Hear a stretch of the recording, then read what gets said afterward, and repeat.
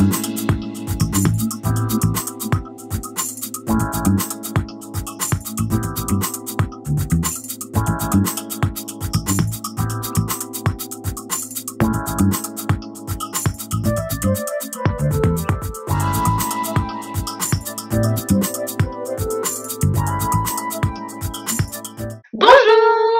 Moi c'est Chloé. Et moi c'est Marie. Cette année, nous avons travaillé sur la microalbuminurie, facteur prédictif de troubles cognitifs chez les patients infectés par le VIH. Ça vous parle?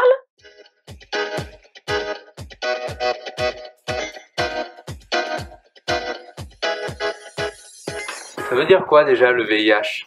Le VIH, c'est le virus de l'immunodéficience humaine. C'est le virus qui est responsable du sida lorsque l'infection est arrivée à son dernier stade. En France, 150 000 personnes vivent avec le virus. Et on estime que 50 à 60% d'entre elles présenteraient des troubles cognitifs liés à la présence de ce virus dans le cerveau. Des troubles cognitifs, c'est quoi? Les troubles cognitifs, en fait, ce sont les troubles qui vont toucher les fonctions cérébrales liées à la cognition. Entre autres, ça va toucher le langage, la planification, l'inhibition, la mémoire ou l'attention. Et c'est quoi la microalbuminurie? La microalbuminurie, c'est la présence anormale d'une protéine qu'on appelle albumine dans le corps. Si on retrouve cette protéine dans les urines d'une personne, cela signifie simplement que son rein fonctionne mal. Or, on sait aujourd'hui que le rein et le cerveau possèdent la même microvascularisation, ce qui nous permet de faire le lien entre les deux organes et de penser que s'il y a dysfonctionnement rénal, il y aurait aussi dysfonctionnement cérébral. Ainsi, les altérations du rein manifestées par une microalbuminurie se développeraient en amont de celles du cerveau manifestées par les troubles cognitifs. Et alors, il y a un lien dans tout ça?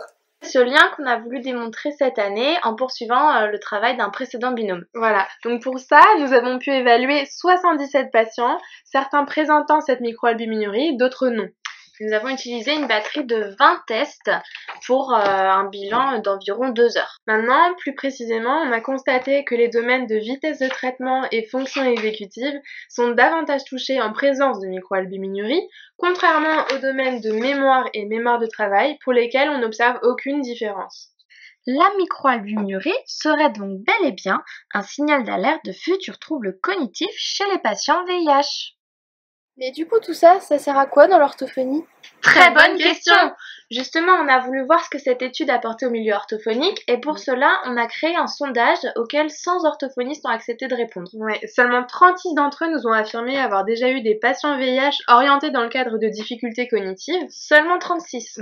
Et ce chiffre nous révèle non seulement une méconnaissance de la part des orthophonistes en ce qui concerne l'infection VIH et les troubles qu'elle peut engendrer, mais ça nous a aussi renseigné sur la méconnaissance du corps médical, c'est-à-dire que les infectiologues aujourd'hui ne savent pas que les orthophonistes peuvent intervenir auprès de ces patients afin d'optimiser justement leur capacité cognitive. On espère que cette vidéo vous a plu et intéressé. Merci!